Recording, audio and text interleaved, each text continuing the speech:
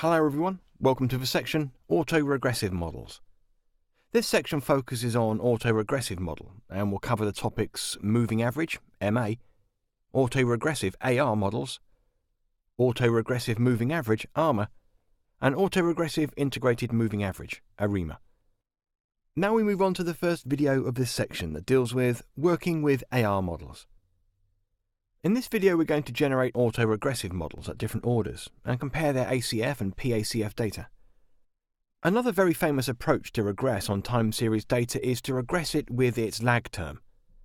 This genre of models is referred to as auto-regressive models, AR models.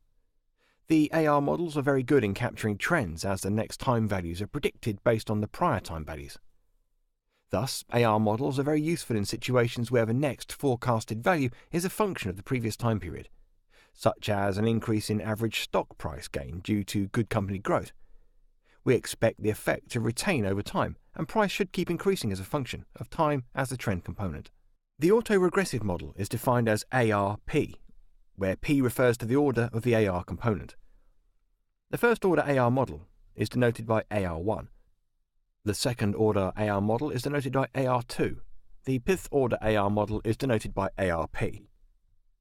Here, phi is the model coefficient, epsilon t is an error in time t, and p is the order of the AR model. Let's utilize a setup similar to the one used for moving average models to understand the modeling implications of AR components. First, import the required packages. This is the code for that. Execute this code. Next, we create the function to plot signal ACF and PACF. Then we assign the axes. After that, we plot the graphs with this code. Execute this code. Next, we'll specify the value of n, that is, number of samples with value equal to 600. With this code, the AR1 dataset can be generated using the armor_generate_sample function from the statsmodels.tsa module. Execute this code.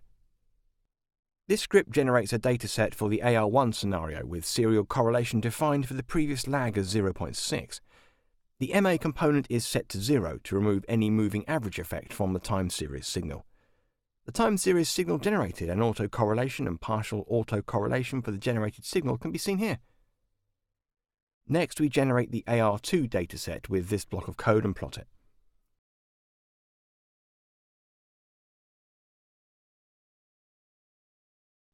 After this, we'll generate the AR hash dataset and plot it. This is the code. Execute it and observe the plot. As can be seen from different data sources, PACF is capturing the AR component, and Q is the value where it's significant. The model for AR1 can be evaluated using the armor.fit class from the statsmodels.tsa.api module in Python. Here's the code for that. Execute this script. The script fits an AR1 model on the time series dataset, and the outcome is reported as shown here. The AR1 is simulated using lag serial correlation of 0.6, and the fitted value is evaluated as 0.58, which is quite close to the actual relationship. Similarly, the AR3 model is fitted on a generated dataset with AR with an actual generated lag relationship of 0.6, 0.7, and 0.5. So we'll build the AR3 model. This is the outcome. The AR model fitted shows a relationship of 0.55, 0.68, and 0.45, which is quite close to the real relationship. Both AR and MA can be used to correct the serial dependency, but usually positive autocorrelation is corrected using AR models, and negative dependency is corrected using MA models.